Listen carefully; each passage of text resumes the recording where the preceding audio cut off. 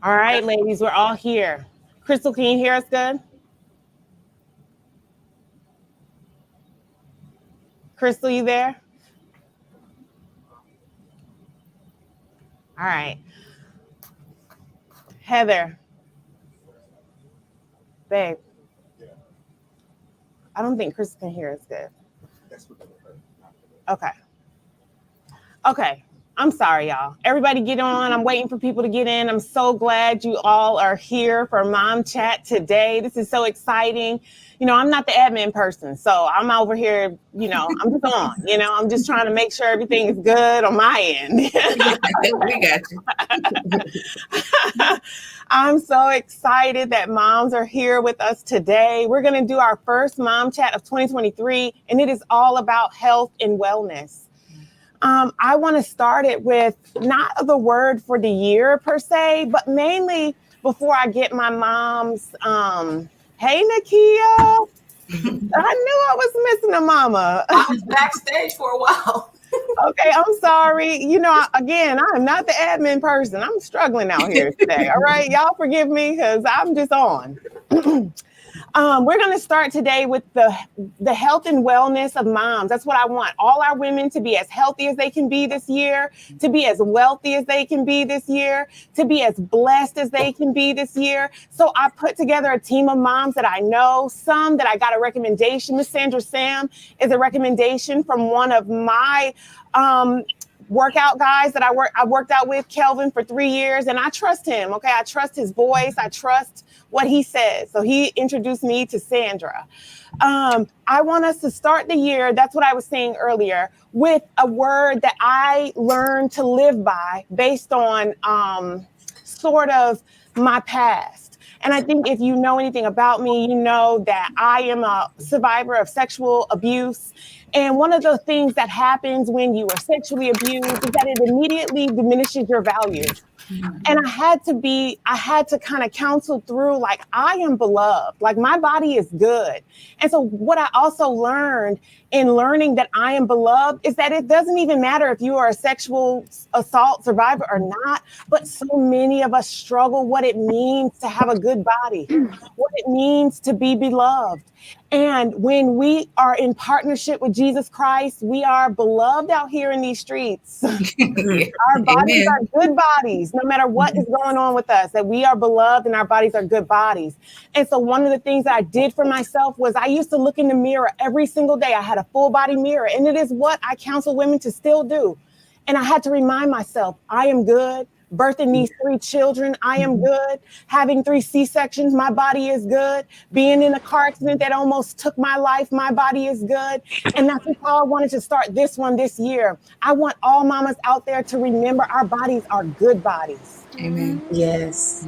We live in a society that makes our bodies either one way or the other. If you was raised in church, your body is like the sin seeker. Like if you gonna cause everybody to sin, so don't love your body for those reasons. If on the other end, we live in another culture of like porn culture, and it's like, oh, your body is sold to the highest bidder, and we still lose sight of the fact that our bodies are beloved and our bodies are not commodities and we are not for sale. Yeah. So I would like to start. That's how I wanted to start the year. I just want all moms out there to know our bodies are not commodities and we are not for sale. It is good. And what we have is good all the way around. And I want us to all be good.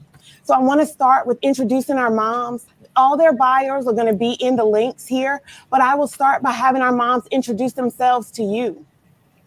Chanel, we'll start with you. I love Chanel. She's a good friend of mine. Hi guys, I love you more, Jen, and thank you so much for this platform, this opportunity. And if I start talking too much, just give me a little finger here. But my name is Chanel Dawkins. I currently live in Charlotte, North Carolina. I met Jen when our kids were very young. I don't even know if I had kids. So that's how long it's been. I am married to my husband, Omar. We've been married for 13 years. I have 2 kids, Corinne, who's 11, and Camille, who's 9. And I was mentioning to the ladies, they keep me very busy. There is never a day that I'm not doing something. So, and we'll definitely talk about that, how we can manage through that as well. But I'm a registered nurse. I graduated from Winston-Salem State in 2005. So that puts me at help me with my math, y'all. 17, 18 something years. Something It's like been that. a long time. It's been a long time. And so I have a background in ICU, public health, and currently I'm in managed care, so case management, things like that. But I enjoy talking, especially to women, to young women, any opportunity I get, and I don't get that opportunity very often. So thank you. And let's get this Let's started. get it going. Sandra, tell us about you. Okay. Hi, everybody. I am Sandra Sam. I'm a wellness consultant, originally from Brooklyn, New York, but I live here in Durham, North Carolina. I have a background in psychology. I started out my career as a substance abuse and mental health counselor, both inpatient and outpatient. I also have a background in project management. And it's kind of interesting how all of your experiences not get wasted. And what I do now is I am a certified wellness consultant. I have extensive experience and education in detoxification. And so I basically help individuals adopt a wellness lifestyle. So what I say oftentimes is that I help you project manage your own health and counsel you through that whole process and I like it. that journey. So I enjoy what I'm doing. I think if you give the body all the right tools, it can heal itself literally on all different levels, emotionally, spiritually, physically, and everything in between. So That's I enjoy good. what I'm doing, and I thank you, Jennifer, for this opportunity to speak to your audience and to contribute in any way. You're welcome. Nikia, tell us about you. Hi, I'm Nikia Vargas. I am owner operator of Vargas Financial Services, a business I started a few years back. I am a wife of 11 years. I actually married my high school sweetheart. So I've been with him since 1957 is the date I use, but forever.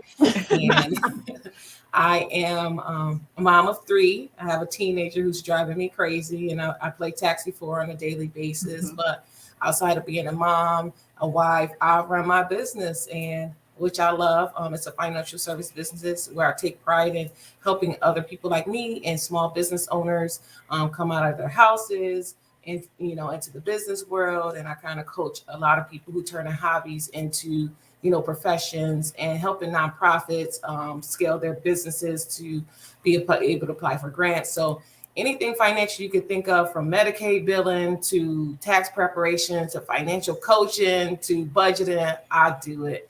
And I love it. Look, so she got the money. So that's why we're going to talk to her today. Okay. That's what we want mamas to be out here with rolling in the dough. All right. Cherie, tell us about you. Hi, I'm Cherie Eddington. My husband and I are the senior pastors of Liberate Church here in Dallas, Texas. And I also own Cherie Eddington Enterprises, where I am a Christian counselor. I focus on shifting mindsets, especially for those who dealt with extreme trauma, like domestic violence, abuse, and tragedy, and just shifting their mindsets into being able to see themselves the way that God sees them, to heal from their past, see beyond where they are so they can walk into their future. And I also do coaching for women who also want to have that mindset shift or begin that business or walk in purpose. I'm also a mom of 3, so I get it, the teenage phase. My oldest is 16, my son is 12, my youngest is 9. So they keep me very, very busy, but I love it, and I'm excited to be here. I'm excited to hear from all of you ladies. I love, Jen, that you incorporated so many different perspectives and careers and callings in this broadcast. So I'm excited to hear what everyone else has to say, especially the wellness coach. I might have to be giving your information. Listen, so everybody's information bio is going into the chat. I want you guys to put your website, put your business, put it down in the chat. We want people to be able to contact you if they want to.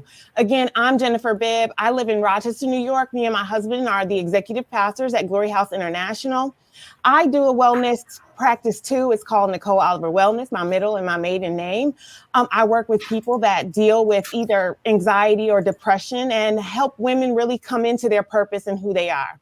I don't advertise myself a lot because I'm tired, child, work full time, and I got kids, So I do a lot of things that are just word of mouth. And so a lot of people find me, and I stay pretty busy with what I do, but I just don't advertise myself a lot. I have 3 kids, 1 child at college right right now. He is 19 years old. And y'all, it is a struggle. Having a college baby is a struggle. You know, we're getting there. I got an almost 16-year-old and then an almost 10-year-old. And he wants to know how he's going to live his first decade. That's what he asked me. He's like, Mom, what are we going to do for my first decade of life? You know, it's like, okay, baby, we got you. Now, I want us to get started. We're going to get started in this health and wellness piece, okay? I have been going around seeing a whole lot of stuff on TikTok about how women should carry themselves and should keep themselves whole and healthy. And I feel like it ain't that true, right? So we've been seeing a lot of things about women's heart health. We know that women, I think Black women mainly, are the highest carriers of heart disease. Mm-hmm. And we will die, number one, you know, from heart disease type things.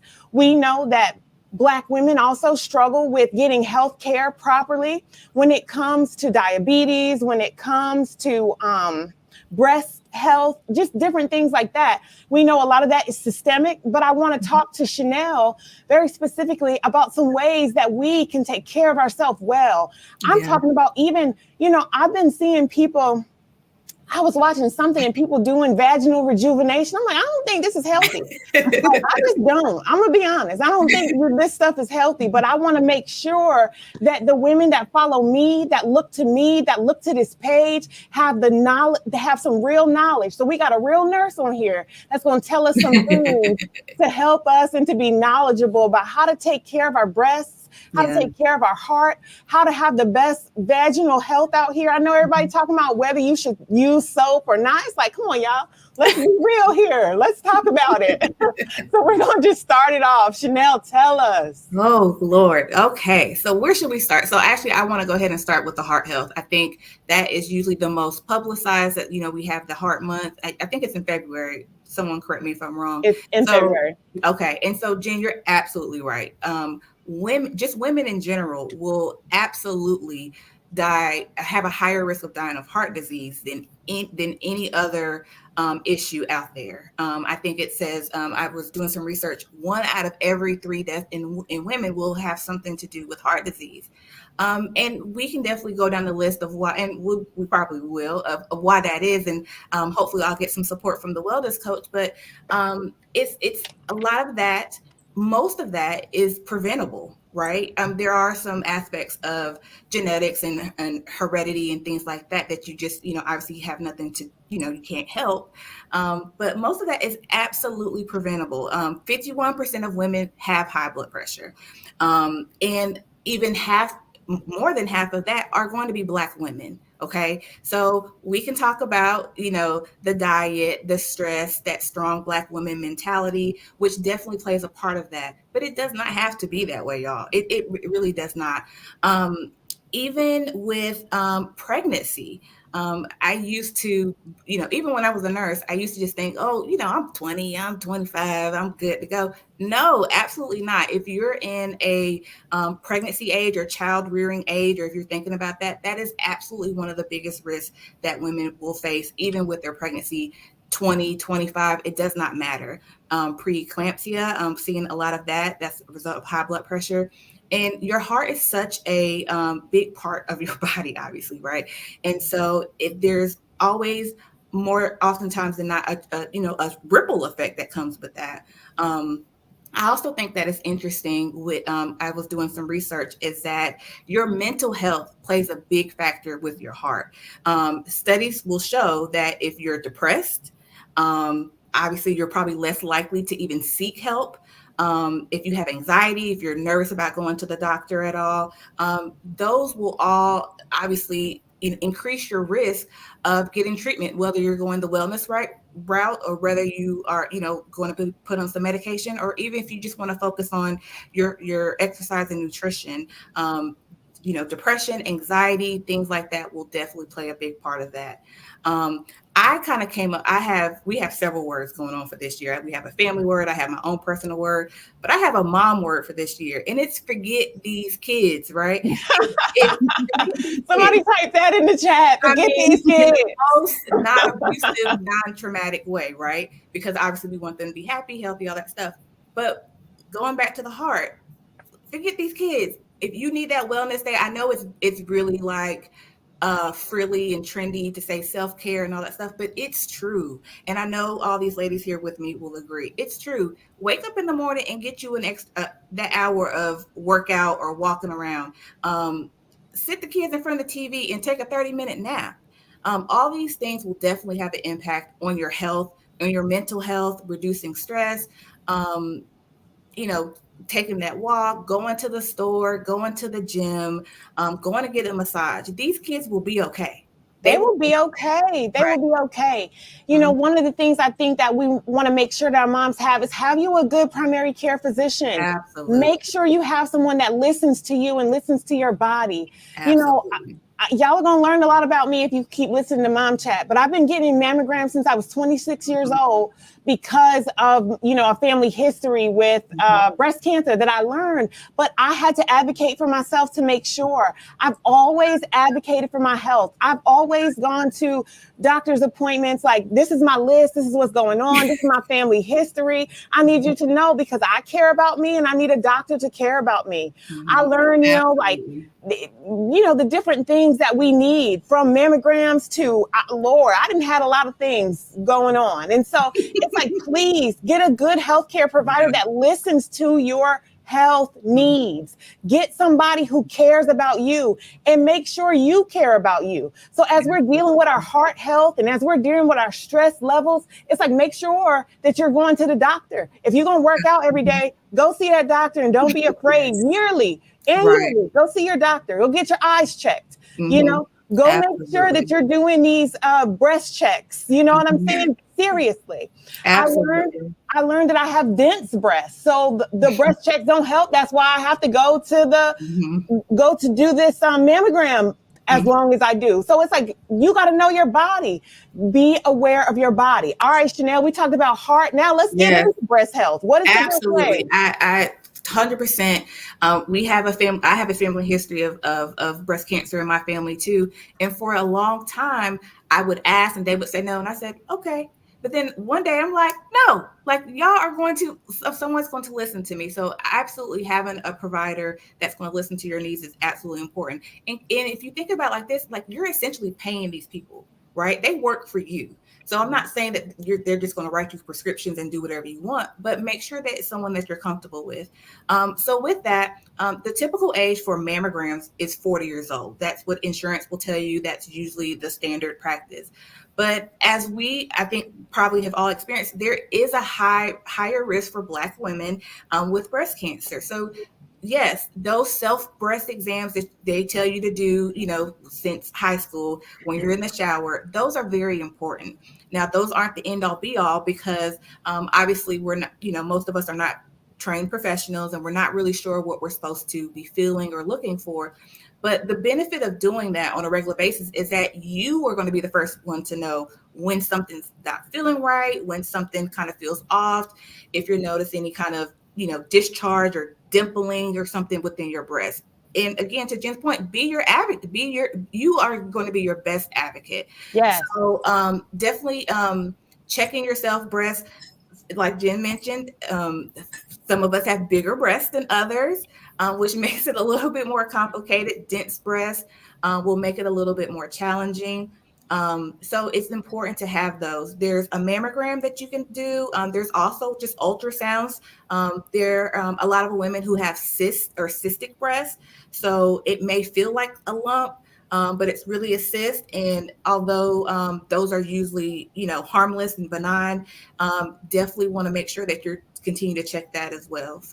So I recently started getting my mammograms yearly. No, they're not fun. They are not fun. It's very uncomfortable. You can't wear deodorant, so you're over here sweating and doing all that stuff.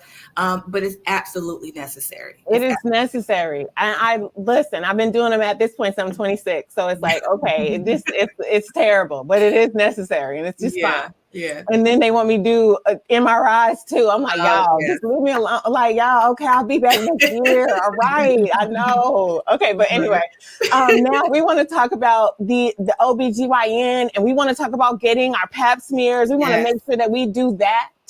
I meet too many women that are not going and taking care of their vaginal health, and we want you to do that this year. Somebody Yes, put that in the absolutely. chat. Go to the OBGYN. Right. Make sure you get your pap smear, okay? It's amazing. I had no idea how many women who have not had a pap smear or are scared to get a pap smear. And I'm like, it's the vagina is not an organ, right? But it's very important. We literally Very important. we give birth to things, right? And so, I mean, Jen, where do I begin with this? Okay, so let me start. So pap smears are really not recommended until you're about 21. It does not really have anything to do whether you're sexually active or not. So physicians will recommend around 21 years of age. If there's obviously some other issues going on, that might be something that you want to advocate for yourself for, advocate for your children for. Where do you want me to start, Jen? Because I have a lot of stuff to say about this. Just say it. Start it and say it, and then we're going to move on to the next topic. Okay, so the vagina is a self-cleaning system. Okay, it's very sophisticated. You know, maybe I'm biased, but it's very sophisticated. It does a lot of great things. Now there has been a popular physician who's on TV that states that you don't necessarily have to clean the vagina with soap. Now I'm not going to promote that, and she's a physician. I am not. I think I think the key thing with the vagina is just to make sure that you're not using anything scented, with a lot of chemicals and nothing too harsh. I mean, it's a very important area, and you want to make sure you're taking care of that. Every person is going to be a little bit different because the vagina does have its own pH, right? Yes. So it's naturally acidic, but some people, may have, may be a little bit sensitive than others. I had a friend who would always wash with, Bath and Body Works soap, and I'm like, nah, that ain't gonna work for me. That not gonna work for me.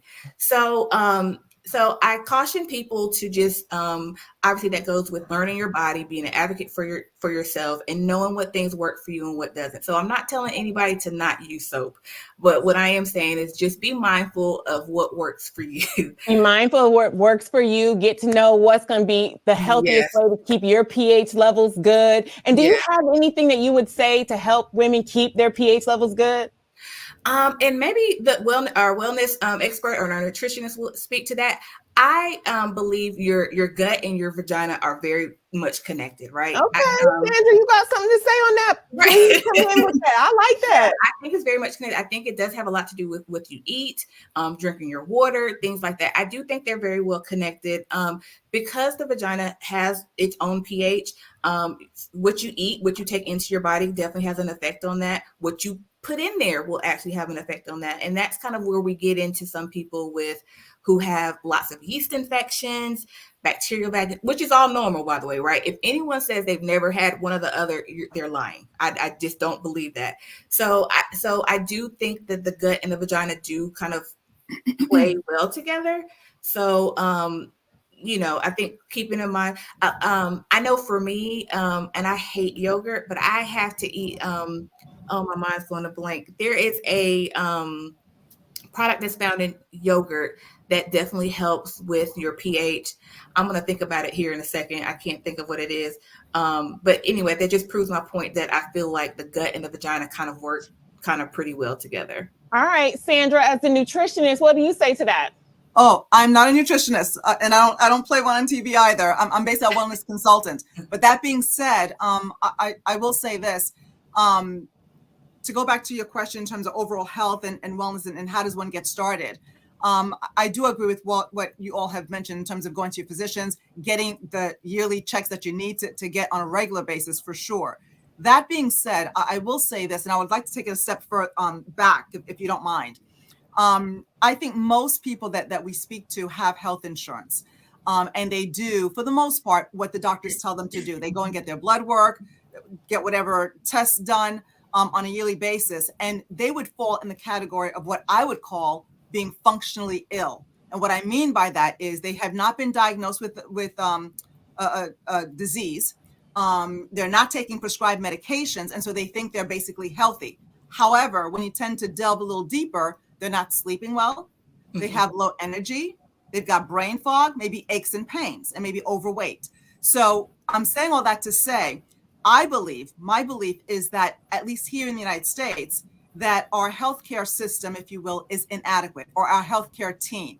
So yes, we should go to the doctors. I think that's important. But at the end of the day, it's your responsibility to be healthy, not your doctor's responsibility, not your spouse's responsibility, not your parents. So what do I mean by that? I think the first step is to make sure you have a complete team of experts that truly cares about you, working for you to ensure that as the years go by, as you get older, that you're getting healthier and healthier.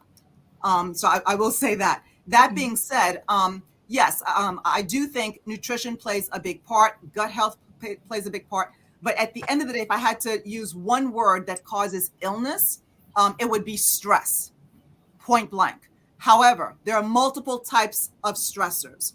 And just to name a few, one is dietary stress, not just what you're eating, what you're not getting enough of, which is why I'm a big proponent of taking supplementation. And I believe if you're not taking supplements, I can almost guarantee that you're deficient. So what type of supplements do you recommend moms take?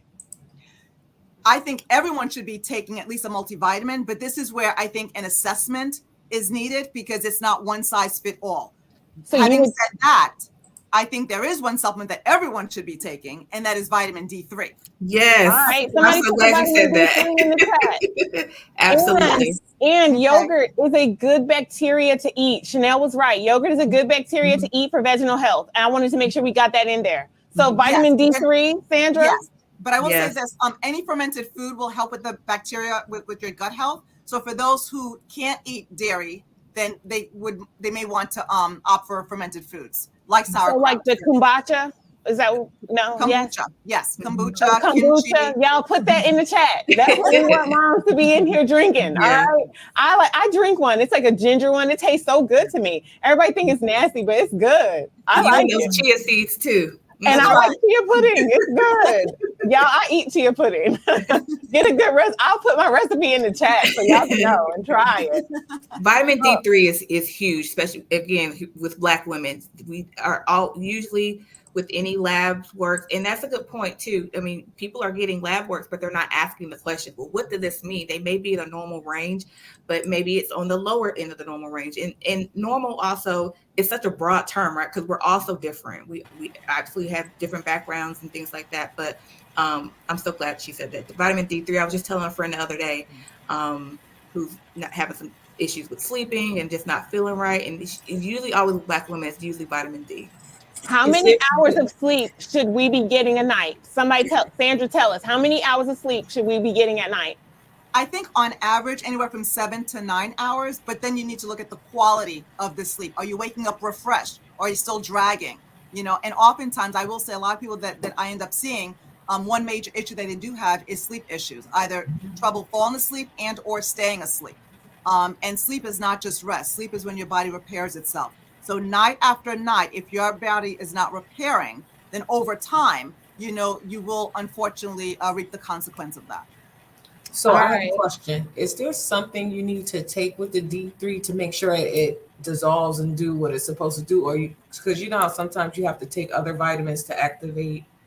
Is D3 one of those vitamins? Yeah, very good question. And you can take actually K2 with D3, and K2 will help with the D3 absorption and also will help to absorb and transport the calcium from the bloodstream into the bones where it belongs. Okay, so Sandra, you said K2 and what else? K2 and D3. And D3. And Chanel, you were getting ready to say something with it? No, I wasn't really sure. I know there is a need for it to absorb, obviously, but I wasn't sure. So that's good information for me. All right, so mamas, we need 7 to 9 hours of sleep, and we need our vitamin D3 and our K2. I need to put that in the chat and make sure it's happening. All right. Now, Crystal, I want to know some things from you. You are a weight trainer and you do exercises. What is a good way for moms to get started? What are some good things that they need to do to start this year off? Like, a lot of people want to lose weight at the beginning of the year. A lot of people want to either lose weight or they want to build muscle. I think we vary. I think I want to do a little bit of both. Good morning or afternoon, everybody. I'm sorry I've been in and out. My signal's It's been okay. a little messy. But the first thing I do want to say is the biggest thing that a lot of people feel like they have to do is jump in. And they see like people on Instagram or Facebook and they're doing this workout and that workout. But one of the things I do specialize in is functional fitness, which that is fitness for everyday living to function. So and training, I would just recommend, like a lot of women want to grab those weights or they want to start doing those hardcore workouts, the ones they see online. Start with the basics, like things that you do every day, like we're squatting, we are pushing ourselves up, we're pulling ourselves up. So I encourage a lot of women, before you pick up a weight, make sure you can pick yourself up, make sure you can hold yourself up. And with fitness, it's not you can have a plan, but it's not, some days you just can't get there, or some days you can't make it to the gym. You know, with kids, I'm a mom, I have 2 boys, 14 and 7. So even training, it's hard for me sometimes to train people and myself. And so if you even have to grab a band or a jump rope, or take a walk, finding a workout buddy to help you, that's one of the things I try to encourage the ladies to do, is to create a realistic plan that you can keep up with every day. How long is an effective workout? That's what somebody in the chat just asked. How long is an effective workout? Depending on what your body needs and what you can do, I would say 30 minutes is what to get your heart rate up. Because, the first 10 minutes you're just getting there. So at least 30 minutes a day or every other day, or even doing something. Don't feel the pressure. And I know there is an effective time that you can have, but starting off by just doing something can help you out a lot. And that's walking, or, at home doing the basic workouts of the squats and just doing the body weight workouts. And I know one thing, a lot of women have a misconception that if you lift weights, you're going to look like a man or you're going to be bulky. That is not true unless you are training to get there and taking certain supplements. Your body is not going to have like those heavy muscles where your veins are ripped out. But you do, it's very important for resistance training. Because that's how you burn. For one, you burn a lot of calories faster because your body burns overnight or after that workout when you're lifting weights with that resistance training, because it's a process where your body is you're strengthening your muscles, you're increasing your blood flow, and you're getting enough of that oxygen to your body so that it's not just stopping after cardio, where you're in cardio where it's that effective like at that moment. And so I try to get a lot of women into weight training, especially a lot of Black women, working out, period. But weight training is one of the things that it's really hard to get us as Black women to work out, because we say we don't have the time, we don't have the money, we don't want to be embarrassed, or a lot of other factors that a lot of women say they don't want, or they're just not motivated and tired. I know a lot of you ladies mentioned that depression, or I just don't feel like getting up, or it's just not important.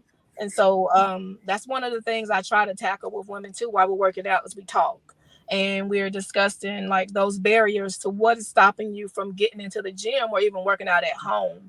And that's pretty much, I don't know if you have any other questions, guys. I feel like it's so important for us to be able to know, like, because our heart health is dependent on how much we work out, what we're eating, what we're taking, even our overall health that we talked about. We talked about our vaginal health. We talked about our heart health. We talked about breast health. And we also talked about how nutrition and working out lends itself into all of those things. Well, then we talked about women who feel like they don't have the time. You know what? It is hard having 3 children, one that's some states away. You know what? He calls me. He's like, Mom, can you tell me, he's like, can you tell me our health history? Do we have heart disease in our family? Do we have a history of cancer?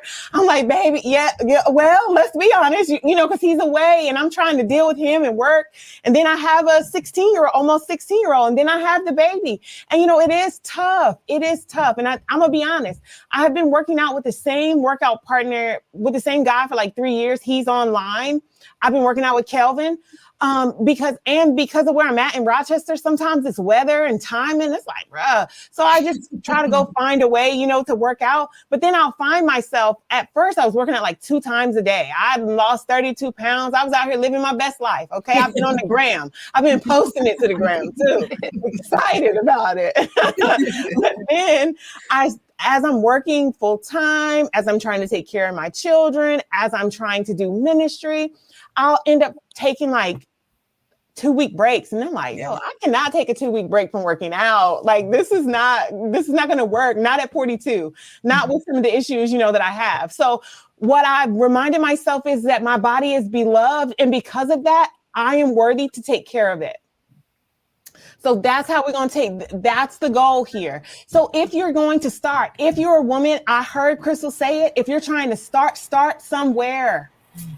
Start and like walking. grab a partner, like you said, a partner, a group of ladies, or yourself. It's hard by yourself. It is. I can't. It's hard sometimes, even when you're at home. Don't grab any equipment. Don't watch. I mean, if you're gonna watch somebody online, one thing that I do is I find women who are realistic to me. Like, I'm not gonna go follow a 24-year-old woman with no children or not working, and not knocking them at all. Not knocking them, but they work for the gram. Okay, you work in your life over here. I'm not saying that y'all ain't working, but I'm just saying we got a whole other situation. We can't we can't live to work out. We have to do some other things. Right. And so I want to ask now. I want us to talk to like, what is the best way for women to be mentally and emotionally healthy? That's something that's really important to me. Let me tell you something. Your physical health, your sexual health, your emotional health, and your spiritual health, they go hand in hand. Absolutely. If you are not spiritually healthy, you are also not emotionally healthy. You are also not sexually healthy. And sometimes people do their physical health and they feel very fit, physically fit. Right. And they are so focused on that they're not focused on anything else. Mm-hmm. And so you blaze out at the gym and then your life is in shambles. But then as soon as you have any type of injury to yourself, you fall apart. Because you have now idolized and worshiped your body. Your body is beloved, but you're not supposed to idolize it. Yeah. So there's that. But now, Cherie, I wanted to talk about how do we get moms on track to be spiritually healthy? Yes. First and foremost, I think we have to stop normalizing a lifestyle of anxiety, a lifestyle of depression. We have to stop owning that and claiming it as our own. I think in an effort for people to have some level of solidarity with those who deal with mental health, we have normalized it and basically created this language that tells people, oh, this is just something you're gonna have to live with your entire life. It's okay. We say my anxiety, my depression, my worry, my fear. And I get the intention of it, of us wanting to acknowledge that this is very real.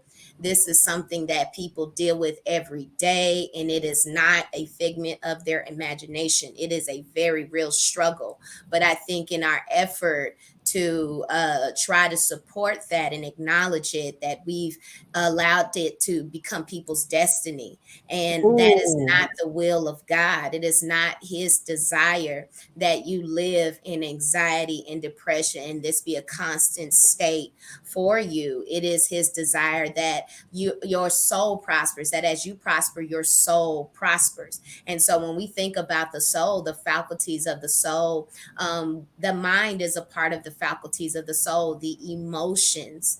And so we also want to acknowledge that soul health and spiritual health, they go hand in hand. Hand in hand. Somebody put that in the chat.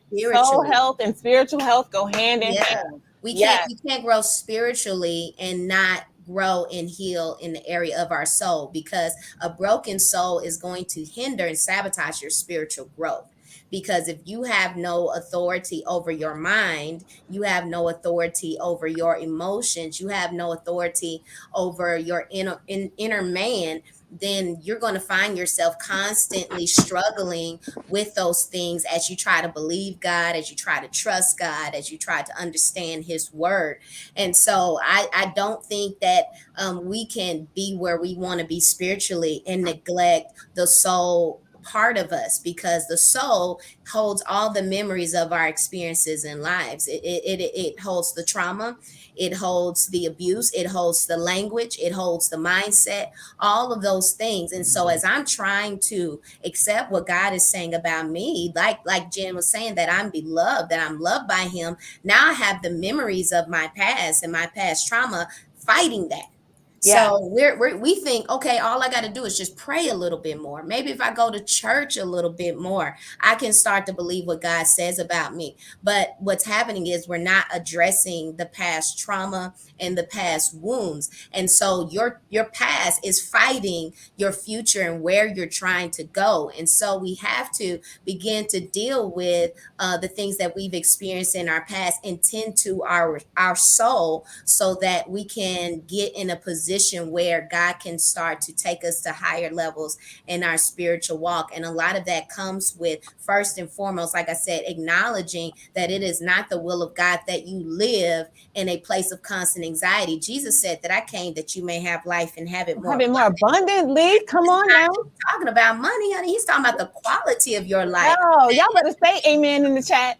Yeah, that should be an abundant. You should have an abundant life. It should be abundance and joy and peace and good health and relationships. All of those things should be abundant in your life. And so the first thing that we as women have to recognize is and accept, it's not God's will that I live this way. This is not what he died for me to have. He did not die for me to be bound by depression and anxiety and fear and torment. He did not die for that. And so I know that I have the opportunity to get more. Somebody needs to declare over their life that there is more. There is more. This is not as far as I can go. This anxiety and depression is not my limitation. There is more for me. And so then the next thing we have to start doing is becoming more self-aware. You'd be surprised by how many people just aren't aware of their thoughts. Mm-hmm. And I tell people, I say, you let your thoughts come in and just do whatever they want to do.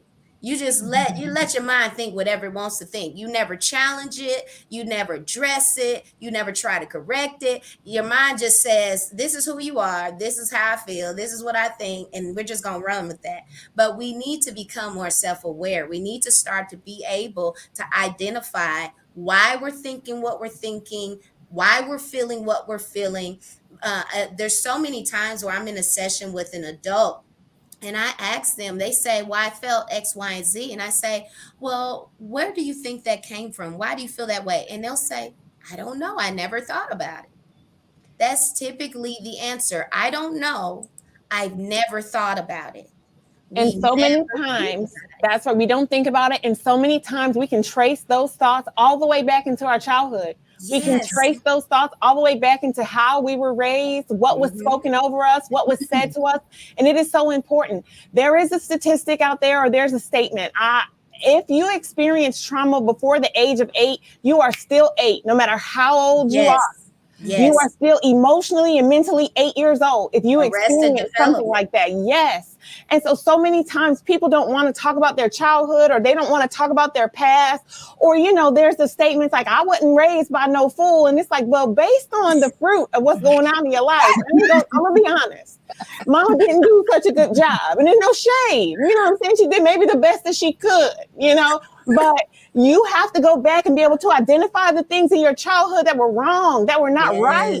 Yes. You have to be able to see the abuse or the mistreatment so that you don't transfer that on into your own life and into the life of your kids. You got to be able to say it. And I know a lot of times we don't want to talk about it because it hurts. You think by you being able to identify the issues in your childhood that you are shaming your parent or you are shaming your family, and you are not. You are just stating facts so that you can stop spreading the nonsense. Yes, you are 100% right, Jen. And I always tell people, think about it this way, like to what Jen is saying, and that those studies, I mean, they're pretty consistent with how the impact of trauma with brain development and things of that nature. But think about this: when you experience trauma, like she says, as a child, you start to develop coping mechanisms from a child's perspective. So if you're 8 years old, you're 10 years old, and you experience some form of abuse, abandonment, rejection, you're going to develop a coping mechanism that is the best that you can do at 8, the best that you can do at 10. And Yeah. what we don't realize is we carry those coping mechanisms into adulthood. So we're out here 30 plus, 40 plus, 50 plus, still functioning and coping as a 10-year-old. As a 10-year-old. Because we did not address those things and learn how to heal and how to develop healthier coping mechanisms that are more that make sense for where we are in life at this age and with these responsibilities. And so this is why sometimes we can be so toxic, because we're adults still functioning with the mindset and the perspective and the practices of a child. And so we don't get why people say, oh my gosh, why do you do what you do? Or why do you say what you say?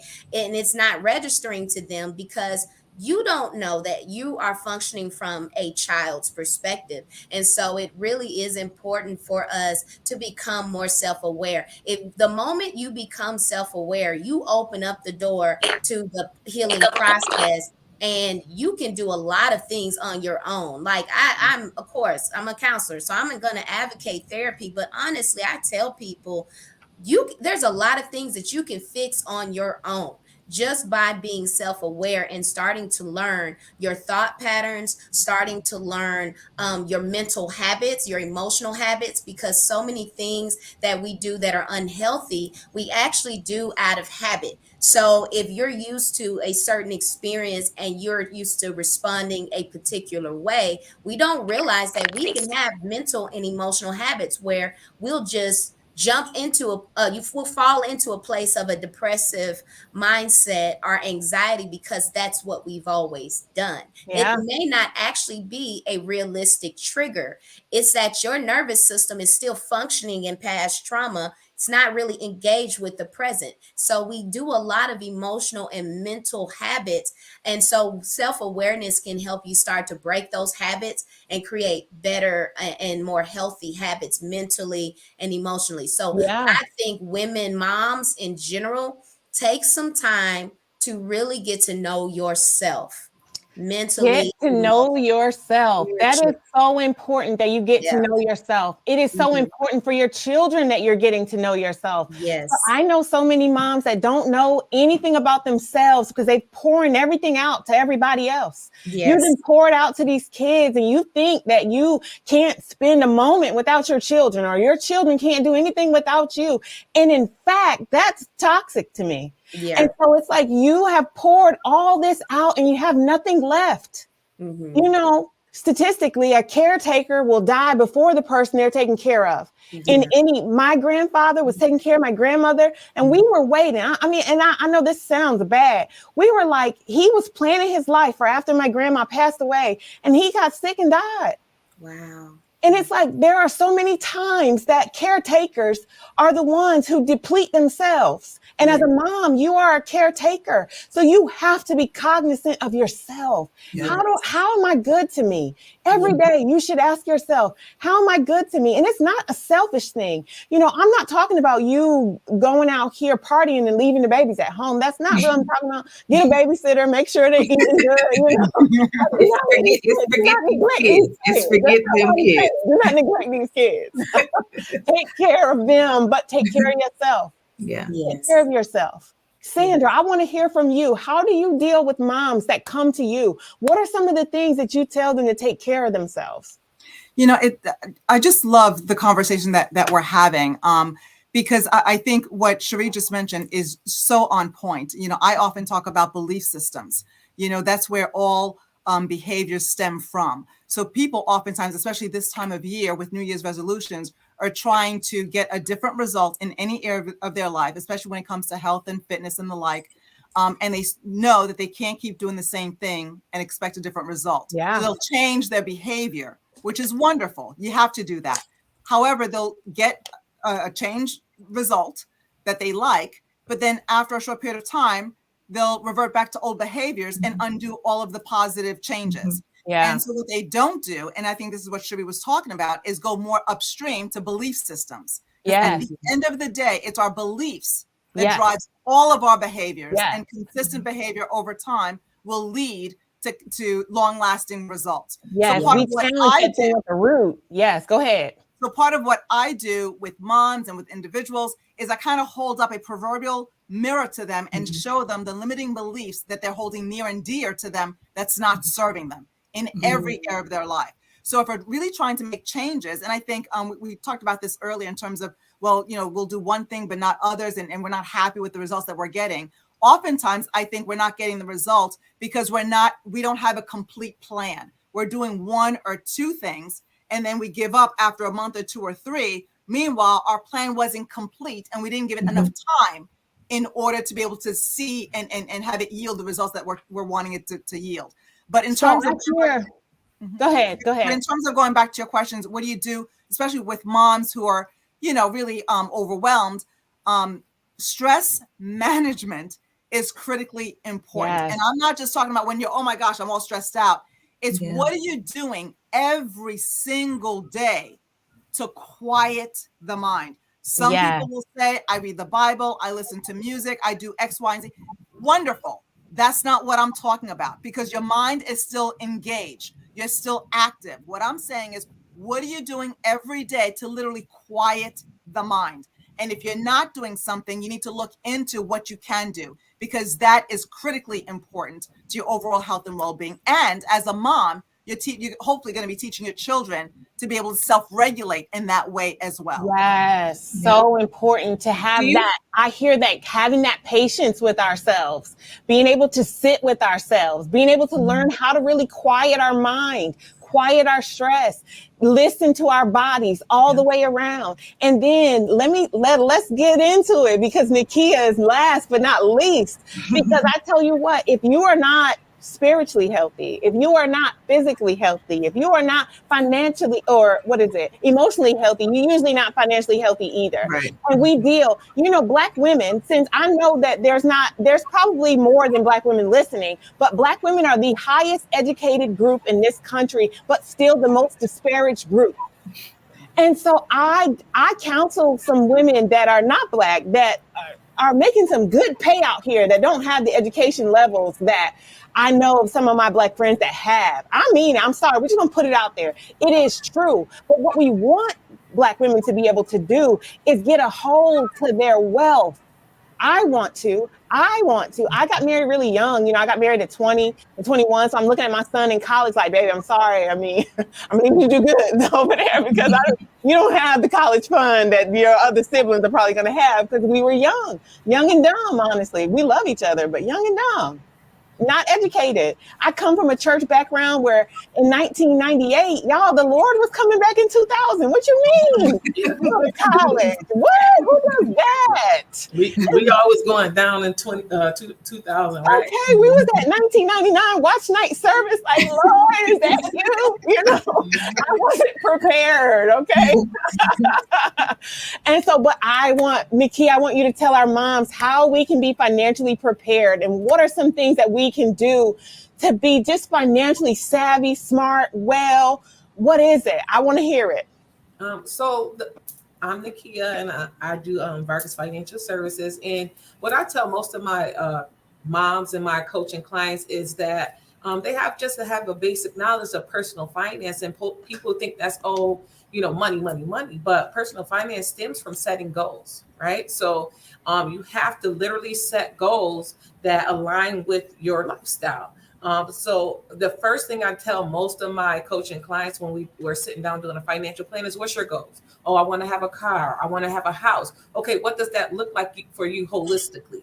Does that mean, you have to cut down on bills? Does that mean you have to work more hours? Does that mean you have to pick up a part-time job? Does that mean you have to cut back on spending? Like, people don't realize your financial goals touch everything, your wellness, your health, and things like that. Because if you're overworked, you're no good to anybody, right? And if you're always anxious about where your next bill is going to be paid, you're no good to anybody. So your financial health is just as important as your overall health and to your overall health, because it will be cause you to not go to a doctor's office because you can't make the copay, or it'll cause you not to go to sleep at night because you're anxious. It'll cause you generational spending habits follow you.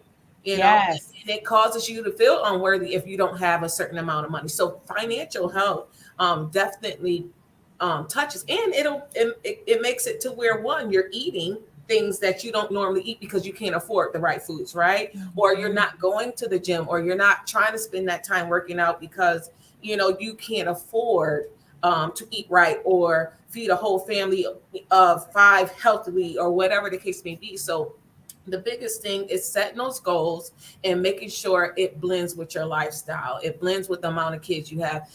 You know, it blends with the jobs you have. It blends with your profession. And don't sell yourself short. Quantify your value, right? So if the average for pay for what you do is $75,000, ask for 85, because that won't get to 75 by the end of the day, because you see what I'm saying? And you can justify it, right? So we, as Black people, I find that we don't justify our worth. Like, we ask for what we think will work, right? And we know that can't take care of our household, our lifestyle, and how we want to live, but we don't believe that they'll compensate us the right way.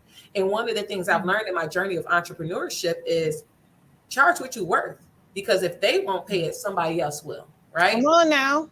So it's just a matter of making sure you know what your goals are, quantifying those goals, and staying with it, right? So stay with it and believe that you're worth what you're getting. And once you can quantify those goals and you're setting your mind on achieving those goals with your worth base, right? So I'm not going to say I want to save $100,000 a year and then go charge people $2.50 for a consultation. It's not going to happen like that, especially when I'm online and I see people paying $49.99, you know, for 15 minutes, right? So I'm not going to then say, oh man, I shouldn't charge them $24.90 or $250 for 1 hour. No, you absolutely should, because the value of getting accurate information is worth it, right? So the value of what you hold is worth it. And that's for all of us. If we set our goals, it helps us set our prices. It helps us set our budgets. It helps us set up our lifestyle to achieve those goals, whether it's investing. You know, if you don't have your goals set, you don't know what investments you need. Oh, we love kids now. You know, so it's just like the basic is setting those goals, and then budgeting. Budgeting is big. I don't care if it's a small budget, you know, budgeting is big in accuracy, right? So some people budget and they budget with, you know, oh, my rent, my RG&E, this, and I make this, but they don't count that Starbucks. They don't count that, you know, that Netflix subscription. So they end up not knowing where hundreds of dollars a month go, right? And hundreds of dollars that could be beneficial to meeting that investment goal, to having that small down payment that it takes to enter into these small investments that can make big investments, right? So the biggest thing is the goal setting and the accurate representation of your finances, that accurate budget that accounts for everything your money is going towards. Do you have any like spaces or budgeting sheets that you use that you would recommend anybody use? So I'm a mix. I'm old school, so I still write things in a book, right? So I write everything down in a book, and then as money comes in, I kind of check off. But when I teach budgeting, I teach it off Excel, right? Because I can manipulate it to weekly, paid, bi-weekly, bi-monthly, monthly. So I'm able to manipulate anybody's income into what their lifestyle accounts for, right? So I usually have them line everything up for the month in date order, and I usually have them put out all their checks in date order, and the goal is to not to spread yourself too thin, right? So if your rent is due on the 1st of February, we're not going to take the whole check that's you get on the 1st of February and pay your rent. We're going to start that taking out that money before the 1st of February. So we're going to start taking out money in that check prior, so that we have those 2 halves at the end of the month. So that way you're not trying to rob Peter to pay Paul to the next paycheck because you didn't know how to divvy out that money throughout the month, right? So we do a lot of stuff like that. And then we actually include food. We include gas. We include things that people don't normally, I tell them, pull up your bank statement. I don't want to know. I don't want no list from you. Pull up your bank statement and let's see. Because most banks will give you a spending chart, right? They'll say you spend 20% on restaurants, you spend 20% on utilities or whatever. Pull up your bank statement. I don't want to hear nothing about what you then wrote up. Let's see where your money is going, right? Because them write-ups usually are missing them little $8.99 and the iTunes and the Amazon. Yeah. Because 9 times out of 10, when I do these budgets, they're making $3,000 a month. Their bills are only $1,200, but they only have $100 or they're in debt. So where's that money going? Where's that other $1,000, boo boo? We gonna figure that out, right? Where that $1,000, boo boo? That's what we want to know. Then we have the hard conversations of what we gonna give up, right? So you don't have the capacity to add more. So what are we gonna take away, right? Yeah. What is not of value to you, or what do you not need, or what can we price gouge on, right? So let's look at a lower subscription. Let's look at, tell them your cousins, they can't have your Netflix login. You need to be able to go on one TV. That's it, so we kind of look at ways to, if you need to make more money, is that within your capacity with your lifestyle, right? Yeah. But if you can't, go get a part-time job. If you don't have a side gig, if you can't turn a hobby into monetary gain, what can we do that's within holistically, right? That makes sense, to where you're not losing sleep, to where you're not stressed, to where you have to neglect your children. That's my goal, is to make sure they see the financial picture holistically. So put your information, make sure your information is in the chat, because I think what you have is great. And I want to know, because we're rounding out. If you have any questions, please put them in the chat. Somebody did ask if you had a budgeting sheet that you use. You could put it in the chat. I do. I have an Excel sheet that I do for people, and a debt checkup sheet. So I do one that shows how much you owe throughout the year. If you need a repayment plan, how that looks, because some people, the debt is what stresses them out the most, right? Yeah. Debt is normal, right? Because especially when you're an entrepreneur, you take loans, you have credit cards, it's normal. But when it gets to the point of repayment and how to manage it, and without, screwing your credit score, and there's people don't know that credit score is just like, you can use it just like they use you. And if you learn the tricks and trades of it, you'll learn how to get what you need, and then be able to plan it out how to pay it back. Because in this world, in the time we live in, it's going to take a little bit of help to get your dreams off the ground, right? So there's ways you can manipulate the 30% utilization system. There's ways you can, dispute things and get them taken off for 30 days so you can get that car, it approved and at a lower rate, because some of those things are off your credit score in that 30-day time span, which will boost your credit score enough to get you that car loan or that vehicle loan that you need to drive back and forth for your clients at an affordable rate. So there's tricks and trades on how to, manipulate credit and things like that. So I do have a budget and a credit repayment form as well. I love that. And I want you to kind of speak to, how do you help women kind of come out of the poverty mindset? Because and here's what I mean. If you were raised in poverty, if you grew up in poverty, if you had to deal with always being broke and always going paycheck to paycheck, it taught you something about money. Mm-hmm. And so how do you help people adjust? How do you help people work out of that? We talked about how to help kids or adults come out of their childlike selves and deal with themselves emotionally, mentally, and spiritually. How do we do that financially? Well, first of all, some people don't know that they're living in a poverty mindset until they grow up and see the world, right? So I didn't know we were broke. We were bougie poor kids. That's what we call ourselves. We didn't know we was poor, right? But we knew we didn't have, uptowns, and we didn't know what McDonald's was until we were like 16, 17, so we didn't know, the lifestyle we live in was not conducive to being wealthy, right? So until I got to college, and I didn't know I could have had a full scholarship, right? Or until I got to a point where, I was paying way more for certain things that I didn't have to, or I didn't have health insurance for 4 or 5 years because I didn't know how to apply. Things like that are of poverty mindset. People think it's just you don't have money. They don't know that it's lack of resources and lack of reaching out for those resources to get to the next level. So I try to link. One, I try to get them to think a budget and goal set mindset, right? Because a lot of people just fly by the seat of your pants. We just going to spend as it come in, it's going to go out. I make them hone in on what they have, right? And I help them see, listen, you have the capability to be here, right? I have to show it to them because a lot of people can't see where the money's going. Help them see. I love that. Yeah, so I sit them down and I show them, listen, this is what you get every month. This is what your bills are and what we came up with. So there's $1,000 that you could play with every month. 1,000 times, that's $12,000 you can have saved every year. And they'd be like, wow, like, really? Yes, that's $1,000 you don't even know you didn't even see. So just to give them that perspective of, I can have $12,000 in my bank if I just have a little restraint. Yes, even if you didn't, even if you wanted to still buy yourself things or have a little luxury, my motto is save some, spend some, invest some. Because I love that. At the end of the day, working to pay bills is discouraging. Somebody say that. Send some, spend some, save some. Spend some, invest some. Put that in the chat. You spend what you have to spend. Rule of thumb.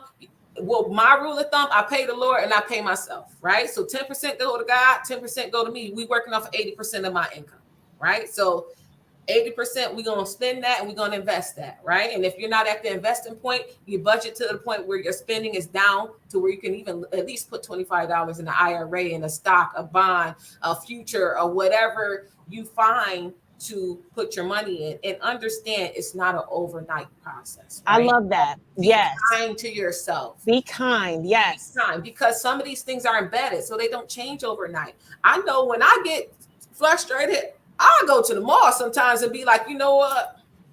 I'm just going to spend a couple of dollars, even though it ain't in the budget. Forget a budget. I'm tired of it. But, you just get tired of being responsible sometimes, right? You just be like, I just want to do what I want to do with my money. But understand those times happen, right? But you can't stay in that time, right? Can't stay there.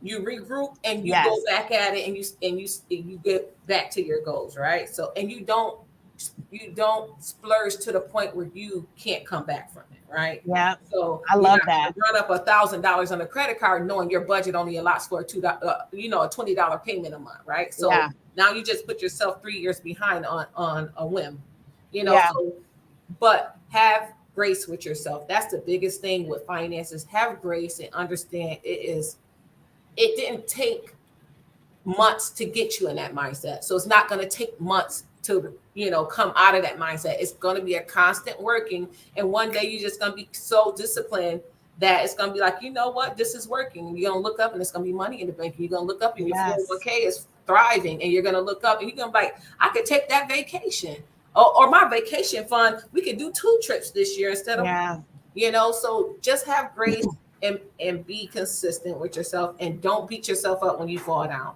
because I love that. Everybody falls down.